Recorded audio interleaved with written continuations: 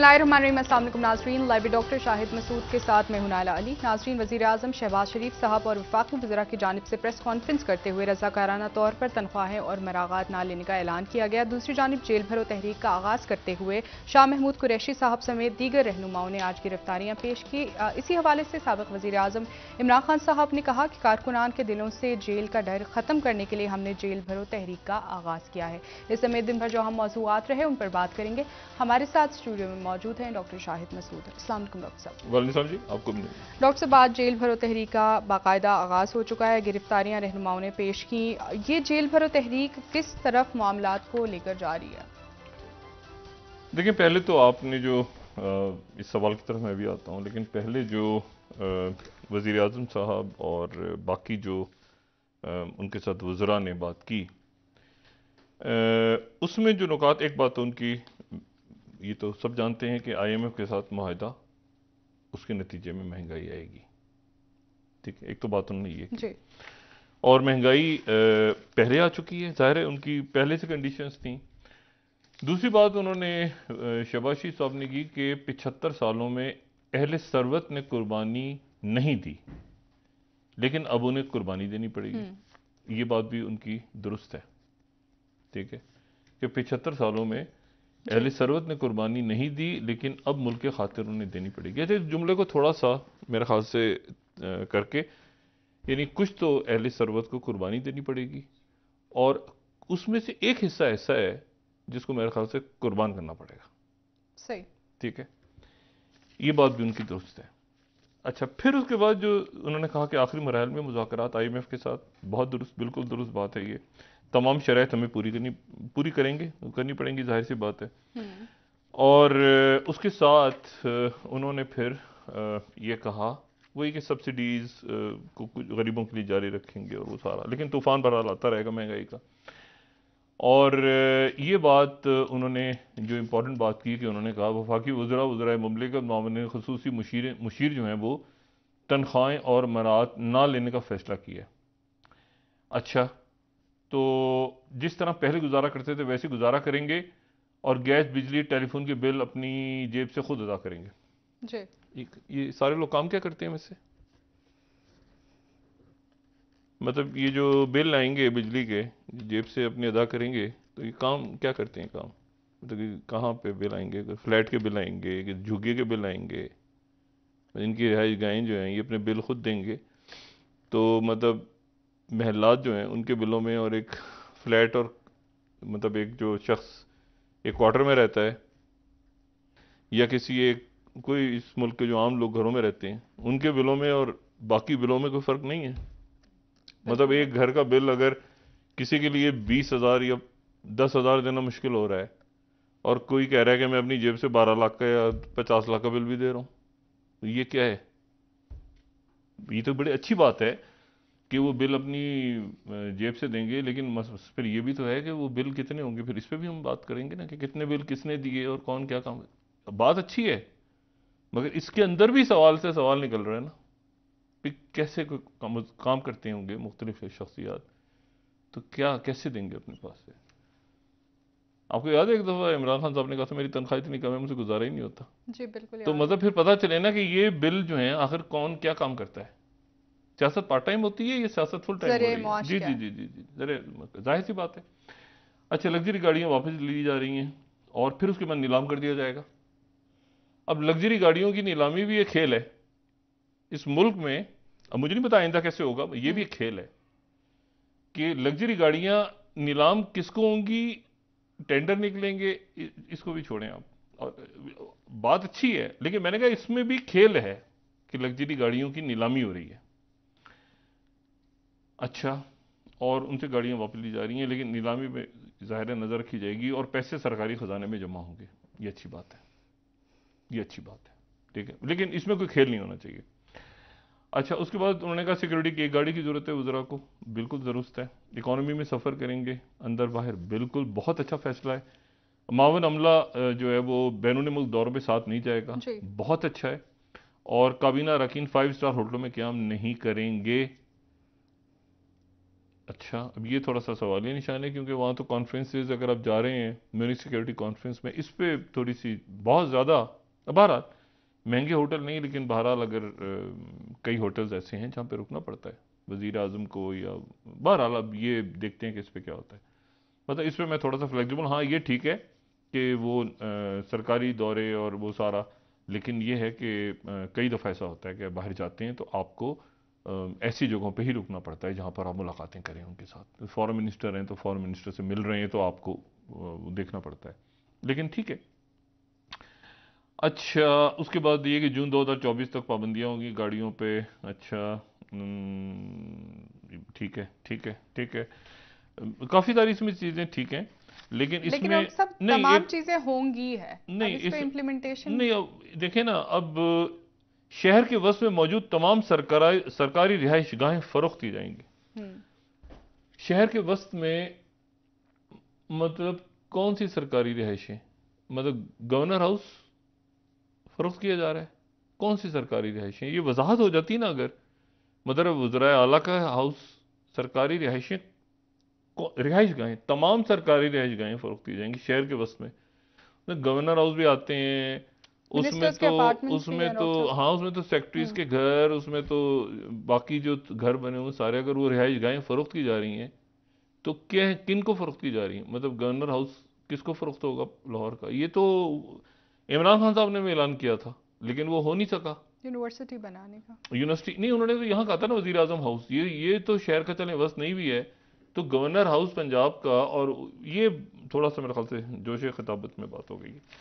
तो और तीसरी जो बातें हैं तो बस यही बात है कि कम तवानाई से चलने वाले आलात नस्ब किए जाएंगे, ठीक है, अल्लाह खैर सल्ला। हम्म।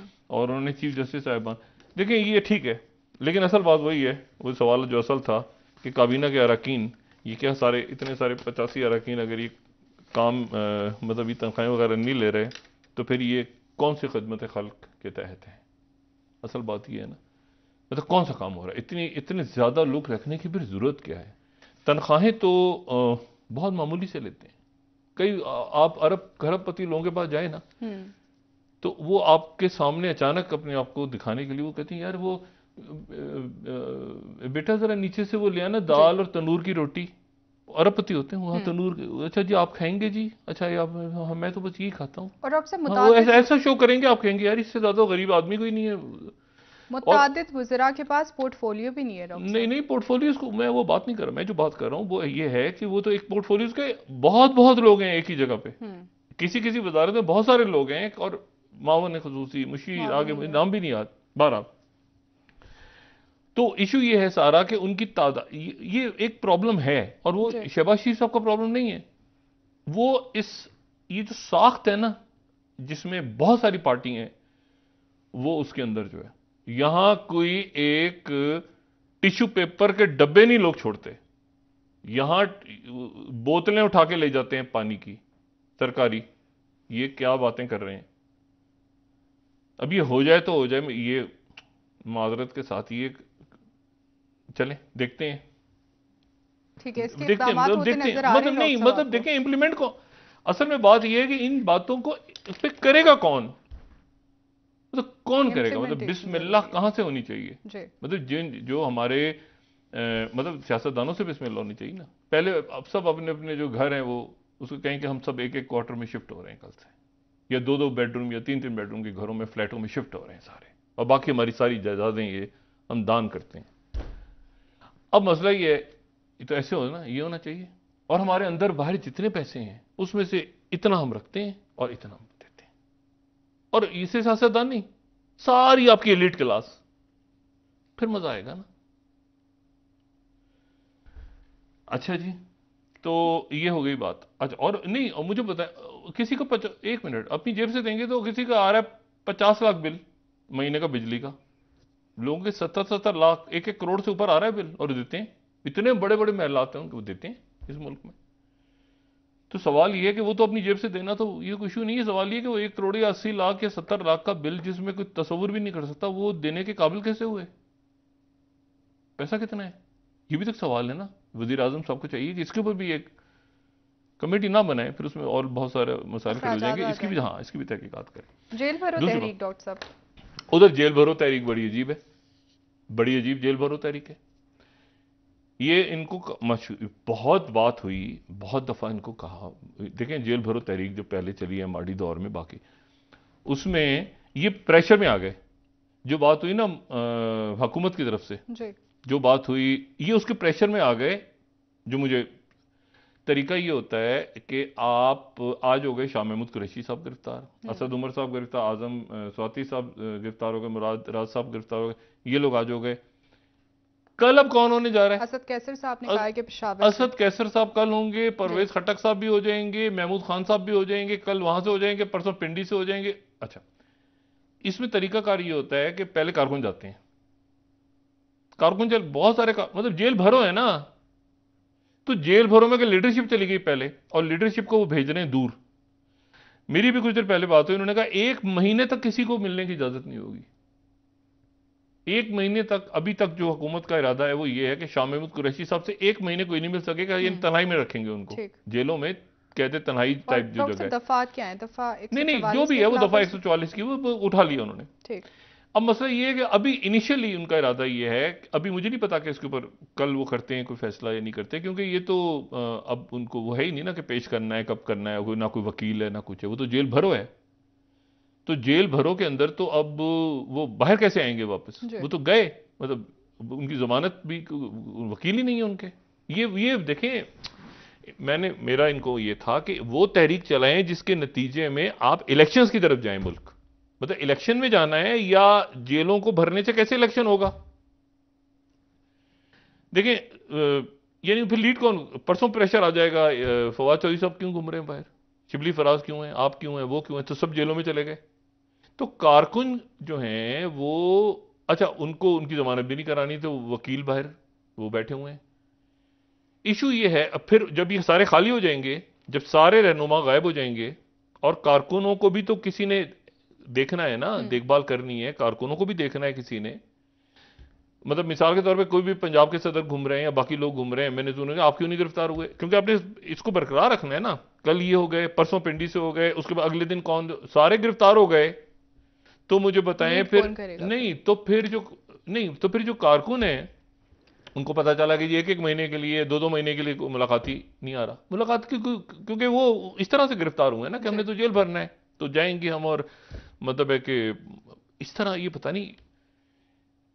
अच्छा, जब ये सारे हो जाएंगे, सारे लीडर, तो फिर इमरान खान साहब या गिरफ्तार उनको किया जाएगा, या वो गिरफ्तारी दे देंगे। देखिए ना, और वो खाली हो जाएगी जगह। उनके आसपास के लोग सारे जब गिरफ्तार हो गए, अभी तो आवाज लगती है ना, तो रहनुमा एक आवाज लगाता है, तो उसके बाद वो कारकुन सारे जमा होते हैं। जब वो रहनुमा ही गायब हो जाएगा, सारे गायब हो जाएंगे, प्रेशर आएगा। देखिए आज आजम स्वाति चले गए, अब शहबाज गिल साहब पे, ये नहीं, जो बाहर घूम रहा होगा तो बात होगी ना कि आप क्यों घूम रहे हैं बाहर, आपने कोई डील तो नहीं कर ली, आप बाहर घूम रहे हैं।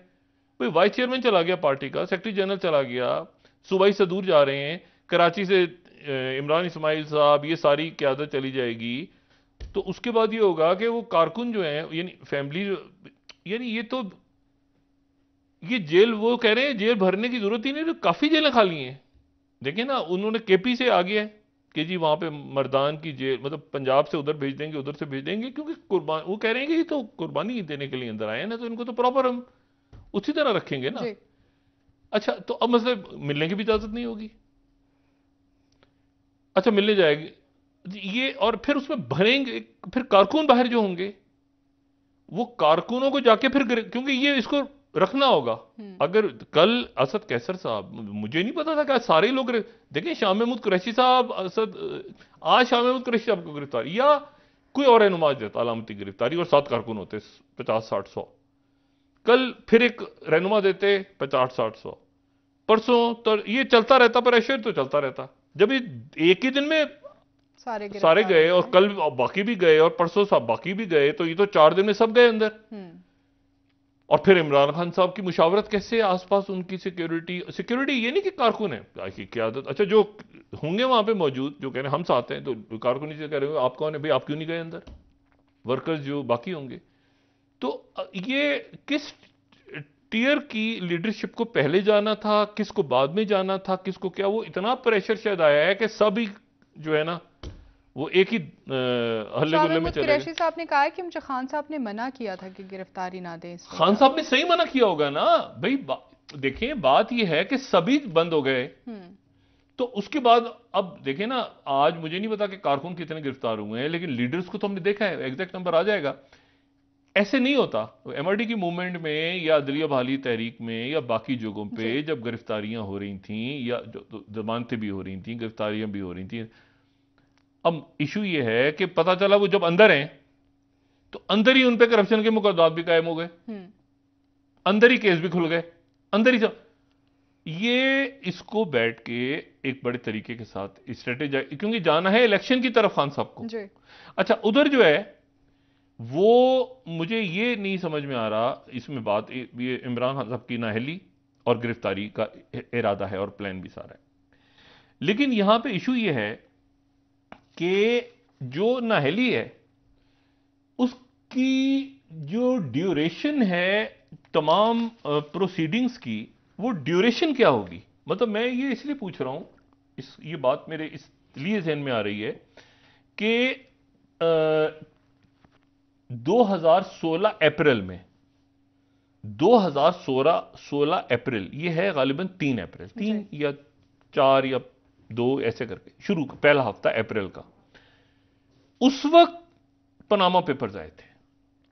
ठीक है, ये जो 11 मिलियन के करीब कोई डॉक्यूमेंट्स आ गई थी पनामा पेपर्स, ये अपना नवाज शरीफ साहब जिसमें, और ये आए थे अप्रैल 2016 के पहले हफ्ते में। और उसके बाद ही हुआ कि वो चलता रहा, स्पीचेज हुई पार्लियामेंट में, जुडिशल कमीशन अनाउंस हुआ, जुडिशल कमीशन के लोगों ने कहा, साबिक जजेस ने कहा कि हम नहीं बैठेंगे, फिर उसके बाद पिटीशन लेके इमरान खान साहब और सिराजुल हक साहब और ये सारी शख्सियात चली गई कोर्ट में अगस्त में, और सिराजुल हक साहब, शेख रशीद साहब और इमरान खान साहब, वो हामिद खान और नईम बुखारी साहब और ये सारे उनके वकलात थे, चला गया सारा ये 2016। तो अप्रैल 2016 में पनामा पेपर्स आए और नवाज शरीफ साहब की, फिर उसके बाद अदालत ने फैसला दिया। अच्छा अदालत के अंदर डिवीजन थी, कुछ जज ने कहा नहल करार दे दो, कुछ ने कहा नहीं जेआईटी बनाओ, तो जेआईटी बनी। जेआईटी बनी, जेआईटी में तहकीकात, उनको कहा गया आप इतने दिनों के अंदर रिपोर्ट दें बना के, उन्होंने रिपोर्ट बना के दी, उसके बाद उस पर हुए तो जो नाअहलियत का फैसला फिर वो महफूज हुआ, फिर वो 28 जुलाई 2017 को फैसला, यानी अप्रैल 2016 से शुरू हुआ पनामा, और उसका जो फैसला आया वो आया कोई 27-28 जुलाई के आखिर में 2017। अब सवाल यह है कि अगर तोशाखाना भी शुरू हो जाए, मिसाल के तौर पे भी नैब की एक पहली पेशी, दूसरी, तीसरी, पांचवीं, छठी, सातवीं केस हुआ, उधर से उधर गए, इसमें कितने दिन लगेंगे? एक टाइम लगेगा ना, एक जो अदालत है वो अपना एक टाइम लेगी, नाअहली कैसे एक बड़ा आगे किस हुआ, इलेक्शन कमीशन आगे पीछे, सुप्रीम कोर्ट, तहकीकात कैसे हुआ, बाहर भेजो अंदर भेजो, एफआईए नैब जो भी, और वो फिर प्रोसेस में कितना अर्सा लगेगा? 15 दिन, 20 दिन, महीना? नहीं, टाइम लगेगा। देखें वो एक टाइम होता है ना, उससे पहले आप नहीं कर सकते। नवाज शरीफ साहब की पूरा प्रोसेस हुआ था ना, जेआईटी बनी, एक एक चीज कैसे, कहां, अंदर बाहर आगे पीछे, और आखिर में वही अकामा के ऊपर हो गया। लेकिन एक प्रोसेस पूरा चला, बिल्कुल चला। तो यहां पर ये कोई 1-2 दिन का काम थोड़ी है कि इमरान खान साहब की हो गया, तोशाखाना आ गया तो 9 तारीख को पेशी हुई, नहीं हुई, वो जाते हैं, नहीं जाते तो वो 15 को नायल हो गए, ऐसा होगा? नहीं। अच्छा इसी तरह से जो सदर हैं, नहीं सॉरी, ये जो इलेक्शन का ऐलान हो गया, अभी इलेक्शन का ऐलान हो गया है, तो पहली बात तो ये सदर इलेक्शन करवा सकता है या नहीं करवा सकता, ये बात जाएगी सुप्रीम कोर्ट में। सुप्रीम कोर्ट ने अगर कहा कि सदर ने इलेक्शन नहीं करवाया, नहीं करवा सकता सदर, दो इश्यूज हैं, दो सिनेरियोज है ना। एक ये है कि इलेक्शन 9 अप्रैल को सदर ने करवाना है या सदर के पास इख्तियार है या नहीं है, एक तो ये है इशू। तो अगर इख्तियार नहीं है तो ये कौन तय करेगा? Supreme court. दोनों सुप्रीम कोर्ट में जाएंगे ना, उसकी समातें चलेंगी जो मैंने कल बात की थी, उसकी समातें चलेंगी चलेंगी चलेंगी और फैसला आएगा।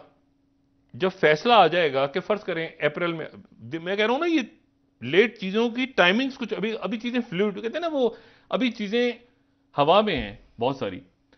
अच्छा, फैसला अभी तो ये जज साहिबान का क्या इशू होता है क्या नहीं होता, अल्लाह करे कि ये इसमें जो है वो इस तरह से अफ़ाम और ना तफ़हीम हो। से हल हो नहीं, मामला। अफाम जजेस के अंदर तो किसी किस्म की, देखिए आज फाइज ईसा साहब की तरफ से फैसला आया, वो साइफर का, उन्होंने कहा काबिल समाअत नहीं है, तो जजेस को लेकिन उसके साथ ही अता ताराड़ साहब कह रहे थे कि इमरान खान साहब के केसेस जैसे वहां नहीं जाने चाहिए, इस तरह हमारे केसेस भी मुताहिर रिजवी साहब के पास नहीं जाने, तो मसला नकवी साहब के पास नहीं जाने चाहिए। तो बात यह है कि वो अगर उधर नहीं जाने चाहिए तो फिर उधर, ये फजूल सी बात है, बिल्कुल ही अजीब सी बात है, ये बात तो मुनासिब ही नहीं है। ये तो फिर अजीब सी बात है कि उनके केस उधर नहीं जाने चाहिए, उधर के केस उधर नहीं जाने चाहिए, उधर होंगे तो ये फैसला होगा, ये तो बात ही अजीब सी है, ये तो तासुर ही गलत है, लेकिन ये है इस वक्त। अच्छा, फिर उसके बाद अगर ये वहां जाते हैं और कहते हैं इलेक्शन इस तारीख को नहीं इस तारीख को होगा, और फिर ये बात कि क्या सदर ऐलान कर सकता है या नहीं कर सकता, ये अलग चीज है जी। अगर सदर इलेक्शन का ऐलान नहीं कर सकता, इंपीचमेंट होगी, इंपीचमेंट होगी, ईमान बैठेंगे, चार्जशीट होगी, सदर दिफा करेगा, उसके बाद वोटिंग होगी, उसके बाद 2/3 मेजोरिटी से इंपीच, सदर कभी इंपीच नहीं हुआ, मुआवजा कभी नहीं हुआ किसी सदर का, आइन में लिखा हुआ है, उसकी भी लंबी प्रोसीडिंग है, ट्रक की बत्ती है। उससे पहले अदालत ने तय करना होगा कि सदर के इख्तियार थे या नहीं थे। अब यहां वकला तकसीम है जी। तो इसलिए ब्रेक ले लेते हैं डॉक्टर साहब, वापस आके बात सिस्टम करते नहीं हैं। चल रहा। अब इसको ये जितने इसमें रोज बखेड़े आ रहे हैं ना, ये उतना ही पेचीदा होता जा रहा है मसला। सर बिल्कुल, वापस आके बात करते हैं मजीद। डॉक्टर साहब, नाजरीन यहाँ पर ब्रेक, हमारे साथ रहिए। इनको बैठना पड़ेगा सबको अगर आगे चलाना है इलेक्शन की तरफ।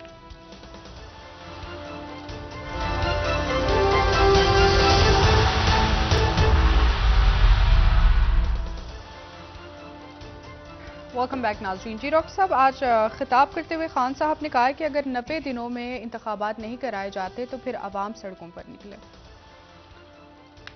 खान साहब को ये जो अभी आने वाले दिनों में जो महंगाई मुल्क में बहुत बड़ा मुल्क में तूफान आने वाला महंगाई, मैं बार बार बात कर रहा हूं, और उसमें जो है वो टैक्सेस, उसमें महंगाई, उसमें ये कब तक कंटेनर्स, रमजान, अल्लाह ताला खैरियत से लाए, बहुत बहुत मसाइल लोगों के लिए। यानी वजीर आजम ने खुद कहा ना कि अभी महंगाई, यानी पेट्रोल की कीमतें और बढ़ानी है, बढ़ेंगी, बिल्स कितने लोगों के बढ़ते हैं, ये नहीं पता कि क्या क्या बात आईएमएफ ने मनवाई है। ये तो आईएमएफ का बनाया हुआ बजट है, हमारा बजट नहीं है ये तो पहले ही होता था कि हमने कोई एक आध बात मनवा ली, ये तमाम की तमाम बातें उन्होंने मनवाई हैं, तो कोई एक बात भी हमारी तरफ से नहीं मानी उन्होंने।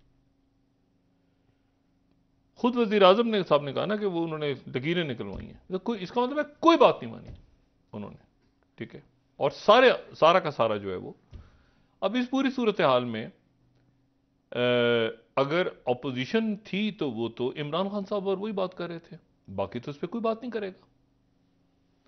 अब मसला ये है कि परसों रावलपिंडी में है, अभी शेख रशीद साहब का मैसेज आया है, और वो ये है कि जी पिंडी जब आएगा मरला पिंडी का तो हम भी जाए।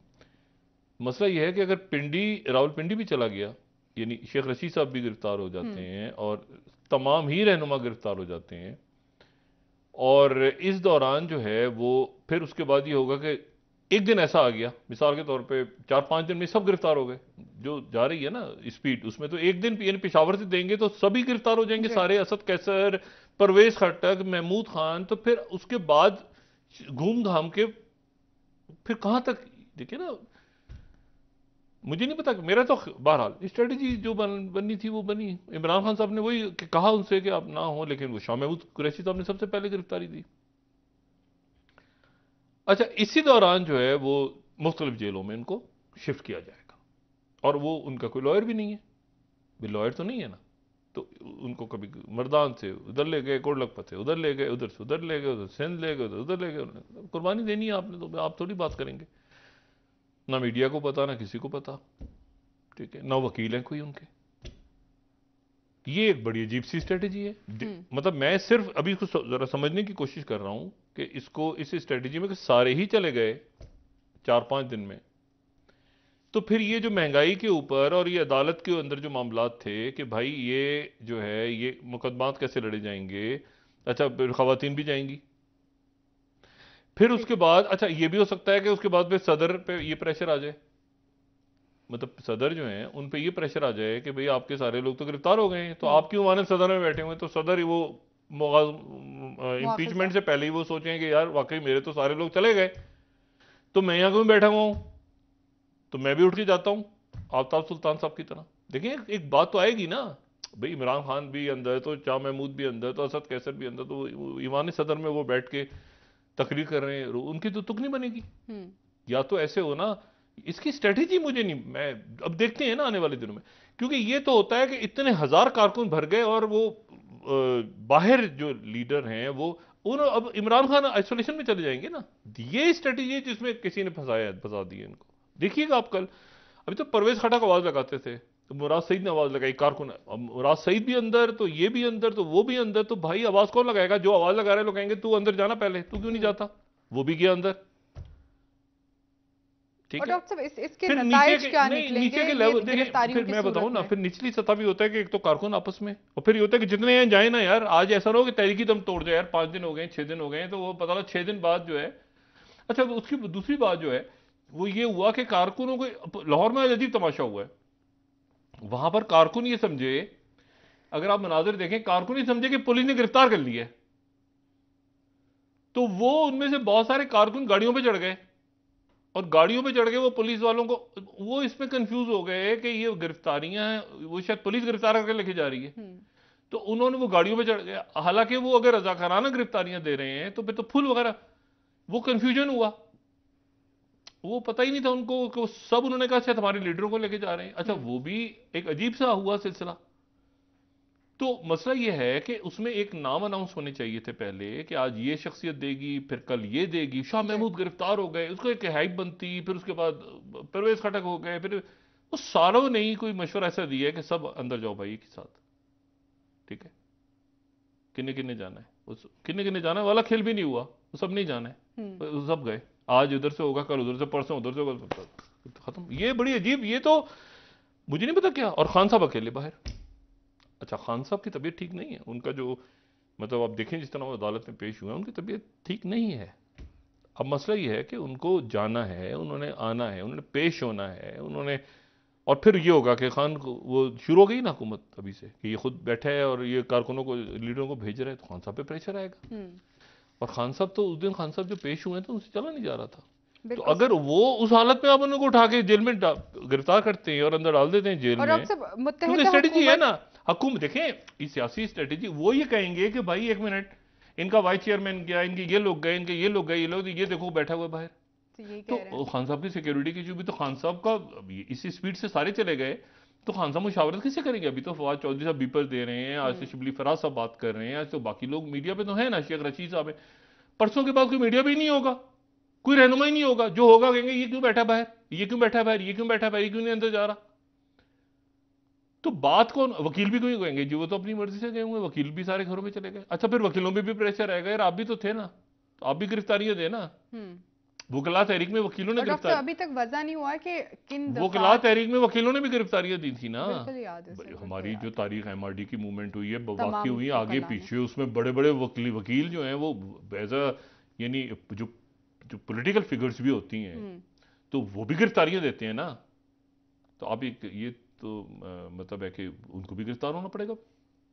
ठीक। डॉक्टर साहब क्या आप समझते हैं कि इस सूरत, इस तहरीक की सूरत में इंतखाबात का जल्द ऐलान होगा? इसमें तो इंतखाबात नहीं, इसमें कैसे इंतखाब, ये तो प्रेशर ही ये था कि रोज इमरान खान साहब आते थे और पूरा दिन इनका उसमें इमरान खान साहब पे लगता था, और इसमें तो अभी तो अवाम के मसाइल शुरू होने वाले हैं, इसमें तो जरूरत थी कि ये अपोजिशन एक रोल प्ले करती, और फिर उसके बाद वो जो चेयरमैन नैब का ऐलान होना है, बाकी होने, ये तो गिरफ्तार, इसमें मेरा ये, मुझे हकीकतन मैंने जो बात आखिरी बात इनके लीडर से हुई, मैंने कहा यार जाके आप मुशावरत में हिस्सा लें, ये जो चेयरमैन नैब और बाकी मामलात हो रहे हैं इसके अंदर हिस्सा डालें, ताकि क्योंकि आपका जो नुक्ता नजर है कि जी शहबाज शरीफ साहब राजा रियाज साहब के साथ ऐलान कर देंगे तो आप तो खुद अंदर चले गए, तो और उधर तो पार्लियामेंट काम कर रही है अपना, तो ये सब, तो मैंने कहा शाह महमूद को भेजें, फवाद चौधरी साहब को भेज दें, किसी असद वहां जाके, इसमें वो सारे गिरफ्तार हो गए, तो वो तो फिर आपने प्लेट में रख के दे दिया ना सारा। तो और मैंने कहा ना ये छोड़ देंगे सदर की इंपीचमेंट, उधर मैं बात कर रहा था, प्रेसिडेंट प्रेशर आ जाएगा। इसको कैसे, ये किसका मशवरा है? खान साहब कहते रह गए, मुझे नहीं पता कि इनकी लिस्टें बनी थी नहीं बनी थी, खान साहब की क्या स्ट्रेटजी थी, कैसे हुआ, लेकिन मुझे ये एहसास होता है कि एक तो प्रेशर भरपूर रहना चाहिए था इस वक्त, जेल भरो भी होता, लेकिन उसके साथ जो अवामी इश्यूज हैं, जो महंगाई का तूफान आने वाला है, जो बाकी चेक, ऑपोजिशन का काम होता है चेक एंड बैलेंस, और फिर इलेक्शन का दबाव कि 9 अप्रैल को इलेक्शन होना है, उसको कौन जाएगा, कितने करोड़। खान साहब की पेशियां शुरू हो रही हैं, खान साहब की पेशियों पे खान साहब के साथ कौन होगा? अच्छा, जो साथ होगा उसके कहेंगे ये क्यों नहीं गिरफ्तार हुआ। और खान साहब जब अकेले रह गए तो खान साहब की सिक्योरिटी, अब देखिए ना, ये इसको मेरा ख्याल है कि इसको थोड़ा सा, ये था ना इतने, अब इस कल आएगा कि इतने लीडर्स, अच्छा लीडर्स पहले जाना शुरू हो गए। ये प्रॉब्लम इसमें ये है क्योंकि लीडर्स वो मैनेज करके ना हमारे इतने को, अब फिर उसको हाइप बनाते हैं, फिर ये होता है, फिर तो सब के सभी 4-5 दिन में चले जाएंगे, तो फिर हो सकता है स्ट्रेटेजी चेंज हो, लेकिन जो अनाउंसमेंट्स हो गई हैं उसको वापस लेंगे तो फिर मसला होगा। ठीक है। अच्छा, फिर उसके बाद एक और अहम वाकया हुआ है, ब्रेक ले लेते हैं सर, वापस आके उस पर बात कर लेंगे मजीद आपसे। नाजरीन, यहाँ पर एक ब्रेक ले लेते हैं, हमारे साथ रहिए।